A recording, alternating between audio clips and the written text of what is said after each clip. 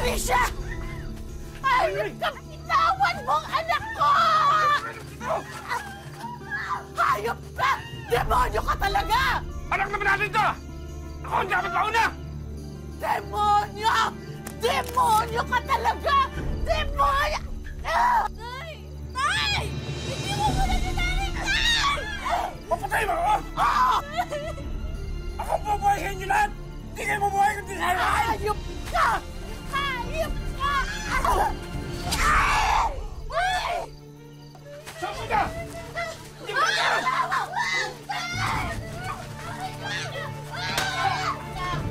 Hayop ka! Hayop! Hayop! Hayop ka! Hayop! Hayop! Dati! Dati! Dati! Halika na! Dali! Dali! Takbo!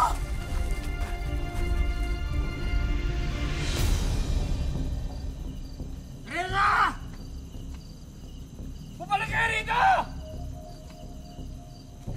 Teresa! Bumalik kayo rito!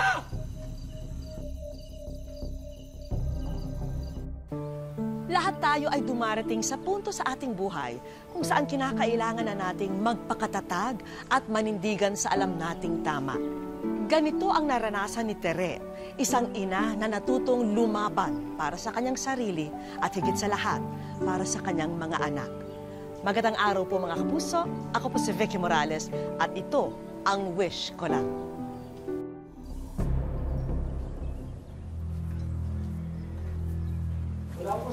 Walang hiya ka! Hayop ka! Hayop ka! Pati anak ko! Hindi mo nyo! Hindi ko alam ang ginagawa ko kagabi! Hindi mo alam? Muntik mo akong patayin! Patawarin Paano ka sa kaliwa? Papatawarin? Papatawarin? Hindi! Kaya ako gagawin to dahil sa mga anak ko!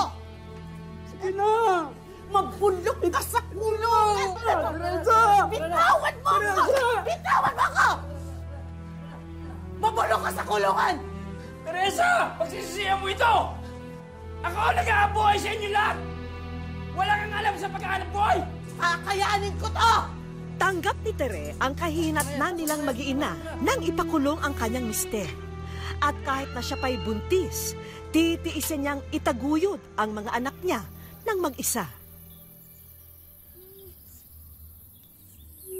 Oh, bakit umiiyak?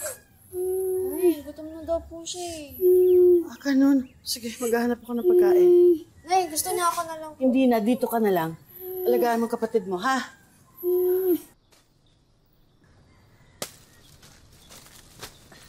Liblib ang tirahan ni na Tere at madalas silang makasalamuha ng mga armadong lalaki na tila mga rebelde. Ano ho yun? Kayo ba ang ina nitong mga bata? Opo, ako nga po. Balita po namin, pinakulong niyo po ang asawa ninyo.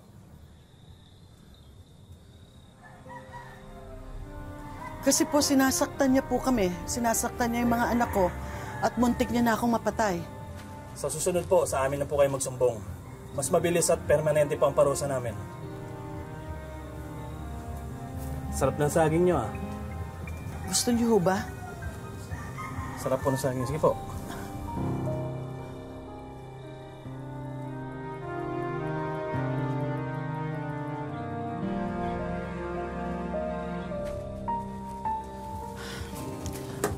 Sige na, pumasok ka na sa loob. Dali mo ang kapatid mo. Hindi, mag-iigib po ako. Hindi na, dito ka na lang. Ako nang gagawa niyan. Huwag kayong lalabas at huwag kayong makikipag-usap sa mga taong hindi nyo kilala. Sige na. Sige po.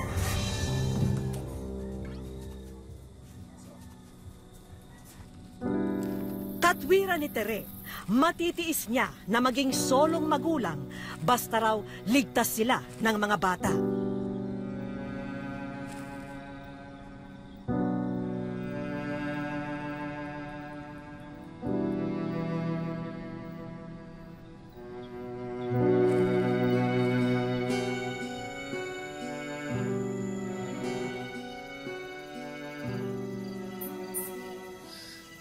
Diyos ko, hindi ko na po alam ang gagawin ko. Hindi ko na po alam kung paano bubuhayin ang anak ko.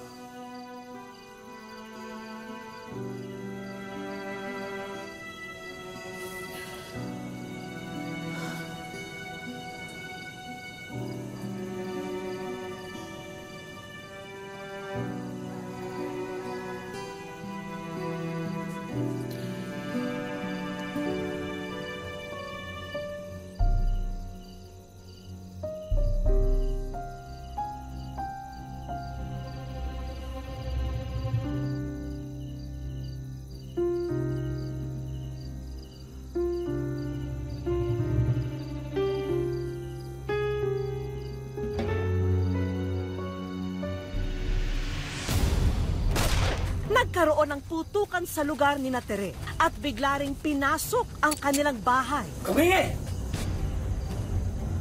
Sige. Sige, tapusin mo na ang paghihirap ko. Sige na, tapusin mo na. Punta! Kumingi! Sabihin mo, pag hinarap ako, wala kang nakita!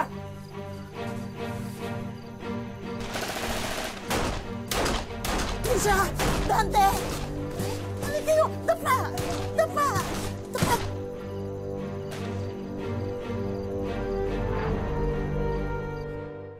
Ngayong wala na ang kanyang asawa na tanging naghahanap buhay para sa kanila, hindi na malaman ni Tere kung paano bubuhayin ang kanyang mga anak. Handa na sana siyang sumuko, pero siya'y natauhan at nabatid na hindi ito ang tamang lunas sa paghihirap nila.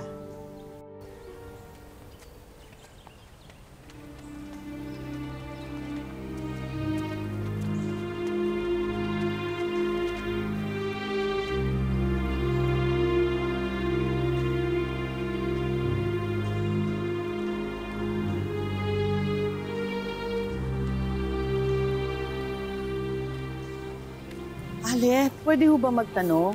Meron ba kayong alam na pwede namin tirhan ng mga anak ko? Ha? Ay, wala po akong alam eh. Salamat ho. Ale, mawalang galang, meron ho ba kayong... Mula sa bundok, makikipagsapalaran na lang sina Tere sa bayan. Umaasa siyang mas magiging ligtas sila rito.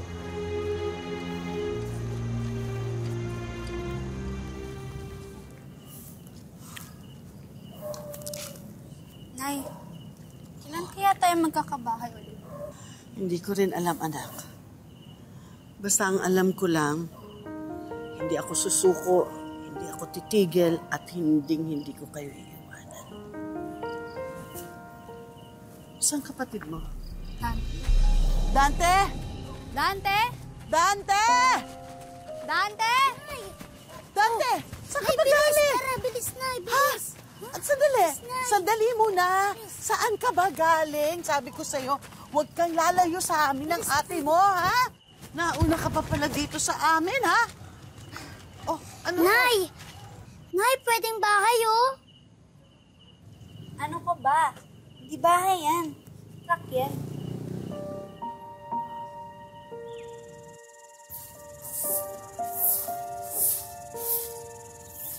Nay, ang ganda ng bahay natin, ha?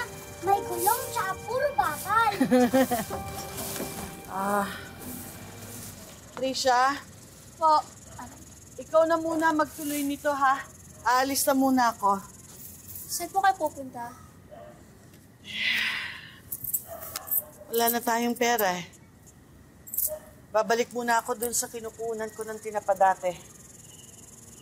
Gala ko po kayo. Kailangan, anak. Kailangan maghanap buhay. Ale, pabili nga po. Ay, salamat po. Ano pong gusto niyo? Meron po akong daing at saka tinapa. Magkano po itong tinapa? 10. Ay, Salamat po. Masarap po yan. ito po. Salamat po. Thank you po. Salamat po. Tinapa! Tinapa! Masyado pa raw bata ang mga anak ni Tere para asahan sa ilang mga gawain. At doble sakripisyo ito para sa kanya dahil nalalapit na rin ang kabuwanan ng kanyang panganganak.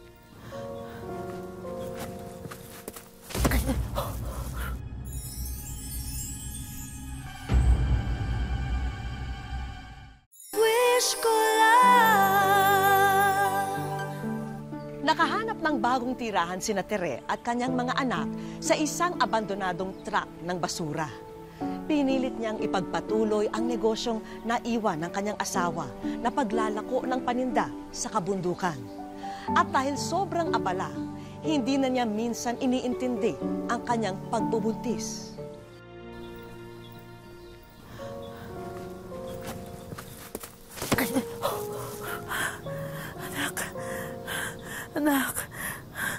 Anak, pasensya na.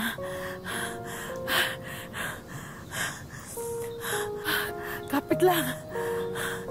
Kapit lang, anak.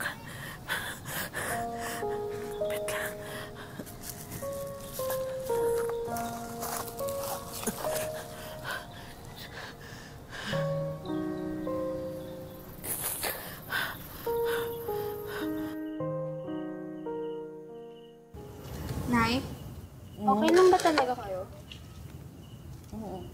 Okay lang ako, anak. Gusto niyo niya bukas, punta ka sa health center. Pag may pagkakataon, pupunta ako. Tsaka, hihingi na rin ako ng bitamina para dito sa kapatid mo. Nay? Palagi na lang po ba tayong ganito?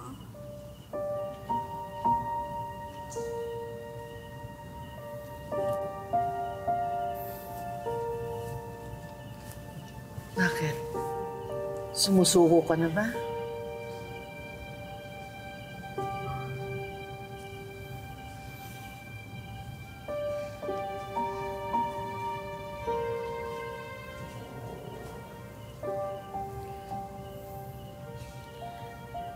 Alam mo, naisip ko na rin yan dati.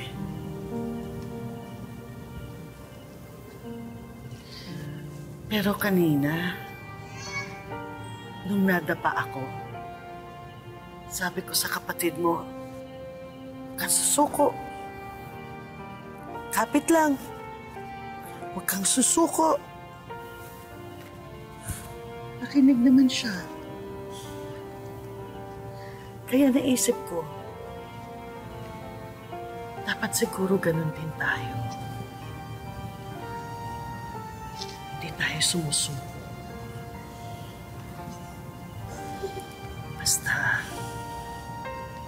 Basta kapit lang.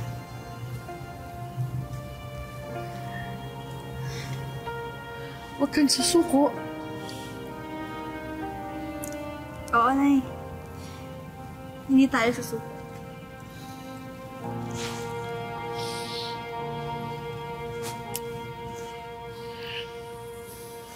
Ate, pengen pong tubig. O sige na, ito na.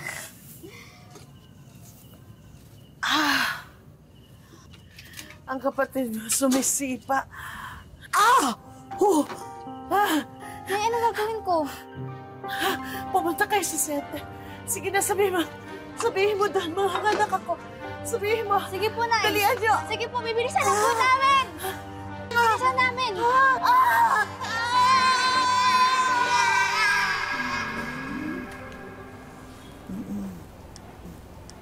Kamusta po, Aling Tere?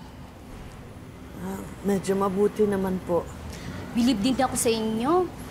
Ngayon lang ako nakakita na nanganak sa truck ng basura. Hindi naman po sadya. Hindi na lang po siguro makapaghintay na lumabas itong aking anak. Totoo po ba sa truck na yung kayo nakatira?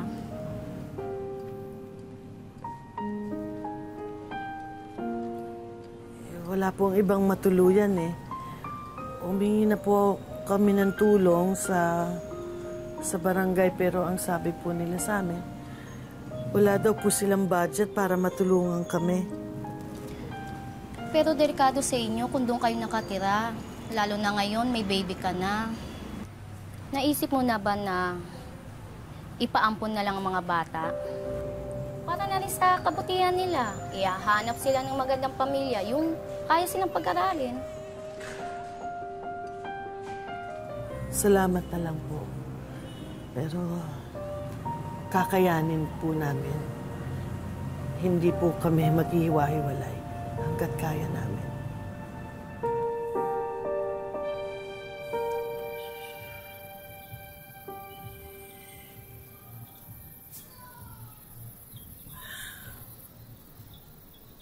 Trisha? Nay? Trisha, Nay, bakit po? ka muna. Ikaw na muna dito sa kapatid mo. Bakit, Nay?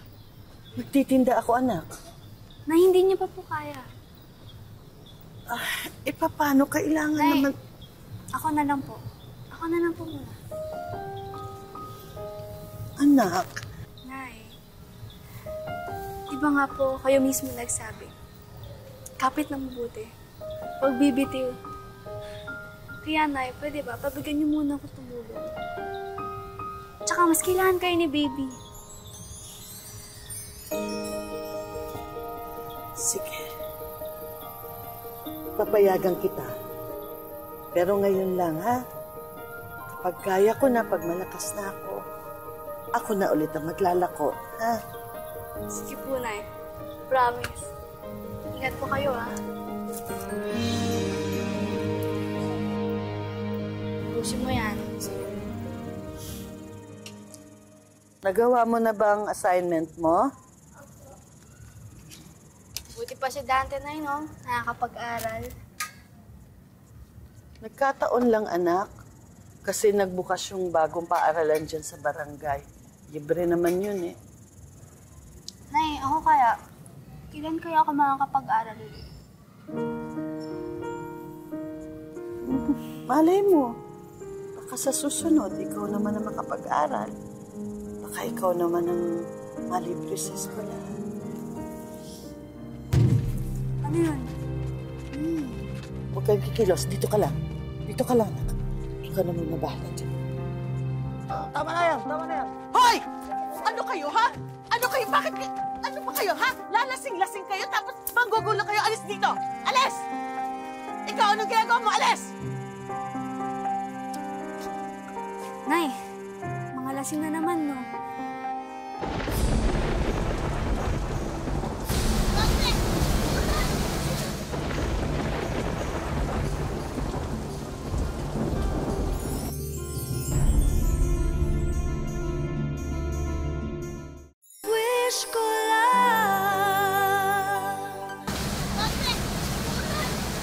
Mula nang tumira sila sa lansangan, patuloy pa rin ang pagbuhos ng problema kay Tere.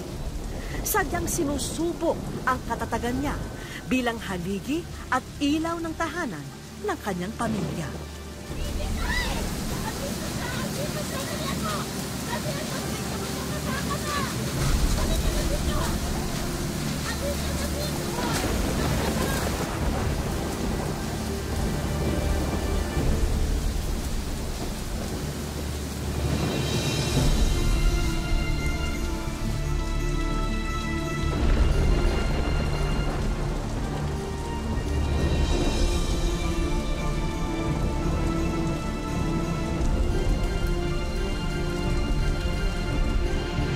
Aling Tere, hypothermia po ang nangyari sa kanya. Masyado po kasi siyang nalamigan. Kinakailangan niyo pong tumigil dito hanggang di po siya nagiging okay.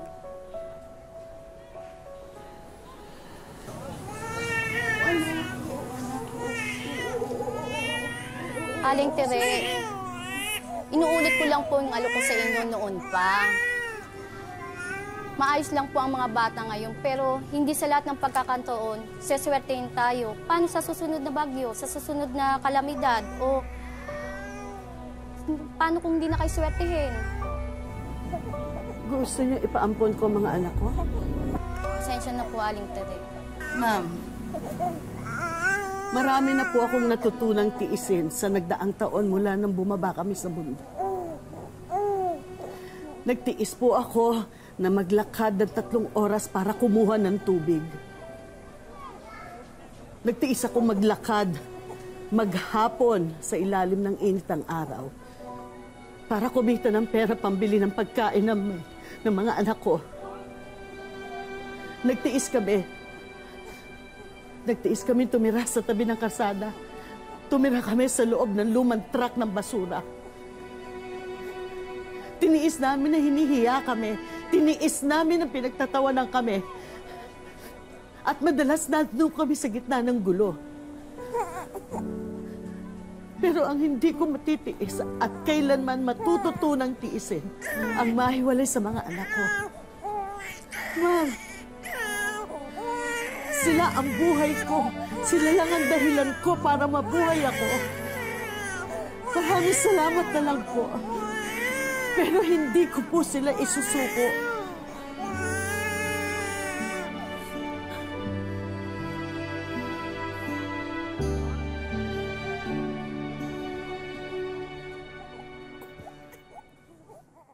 Ang video nito, ang dokumentaryong ginawa ng isang grupo ng mga mag-aaral na naantig sa buhay ni Tere at ng mga anak niya. Pero ang bangungot na pagtira sa lumang truck ng basura ay natuldukan na. Dito na, sa payak na bukirin sa Pililla, Rizal, namumuhay si Tere kasama ang 3 anak at ang bagong katuwang sa buhay. Mas maayos na po konti yung buhay ko ngayon sa dati kong naranasan na mabigat at mahirap. Mayroon akong kasama sa buhay na makatulong po sa akin sa araw-araw na gaano sa mga bata. Kaya ako nagpapasalamat din sa Panginoon. Gayunpaman, nananatiling determinado si Tere na magtagumpay sa buhay. Kasama ang 3 anak, binabaybay nila ang paanan ng bundok para manguha ng mga gulay na paninda na ihahain sa kanilang hapag. Titinda ako ng palakal, inahango ko sa bundok. Kahit na sama-sama ko silang 3, ginaano ko. Nag-budget ko yung kinikita ko nga, minsan tag-100, minsan tag-200. Hindi rin tumitigil na mangarap at manampalataya si Tere. Alam niya kasing ito lamang ang pinakamatibay niyang sandata para malagpasan ang mga suliranin ng kahirapan. Naiisip ko rin nung ganun. Sana magbabago rin ang buhay namin balang araw. Hindi lang kami abang buhay ganito. Sabi ko sa sarili ko, abang ako nangangalakal, inaano ko sa Panginoon para hindi mabigat yung aking pamumuhay namin mag-ina. Ang plano ko sa kanila, makapag-aral sila, makapagtapos yung plano ko sa buhay. Habang pinapakita sa amin ni Tere ang bukirin kung saan din sila nakikisaka, bubulaga ang isang ekstraordinaryong sorpresa. Dahil ang isa sa mga scarecrow o pambugaw sa mga ibon, biglang gumalaw at maglakad papalapit sa kanila. Akala mo totoo. Akala ko yun ako. Parang totoo kasi siya eh.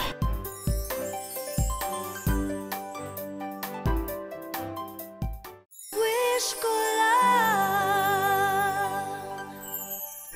Akala ko totoo. Hanggang sa iabot nito ang isang liham kay Tere. Salamat po. Masahin mo daw. Masahin mo. Marunong ka ba bumasa na? Hindi po. Hindi po. Pero dahil hirap makabasa si Tere, tinawag na lamang namin ang mga estudyanteng unang gumawa ng dokumentaryo ng mag-iina, sina Jen at Angelica. Wow! Dear Wish ko lang, magandang umaga po. Alam ko po maaaring hindi niyo po mapansin ang mensaheng ito, pero nawa po, nagdadasal po ako at lumalapit po sa Diyos at sa inyo na mabigyan pansin niyo po ang munting dokumentary po namin. Umaasa po ako na matutulungan niyo po ako sa aking hangarin. Hindi makapaniwala ang lahat, lalo na't liham yun sa amin ng mga estudyante at humihiling na matulungan sila Tere. Yun po yung isa sa number 1 kong naisip, yung magkaroon po sila kahit simpleng sariling pangkabuhayan po na kahit na pwedeng hindi na malayo dun sa mga bata. Salamat. Maraming salamat. Abot langit naman ang pasasalamat ni Tere sa mga batang nagmalasakit para sa kanila.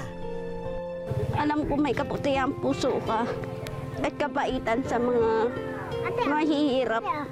Patutuloy mo yan. Salamat. Maraming salamat.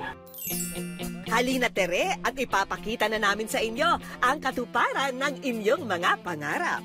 Simula ngayon, hindi mo na kailangan pumanik ng bundok para humangon ang inyong paninda. Ngayon, kailangan mo lang magprito at gumawa ng masarap na sarsa at siguradong papatok ang bago mong food stand.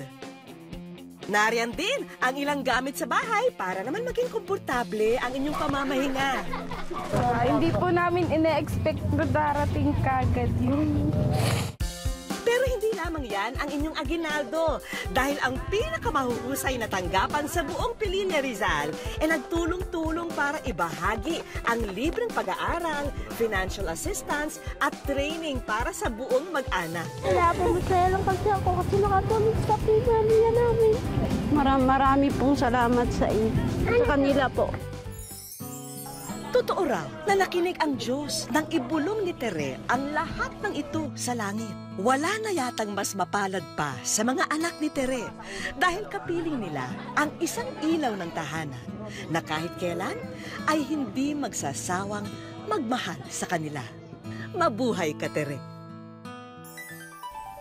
Bahagi na ng buhay natin ang mga pagsubok, ngunit lahat ng ito ay kayang pagtagumpayan kung tayo ay magpupursige at hindi susuko.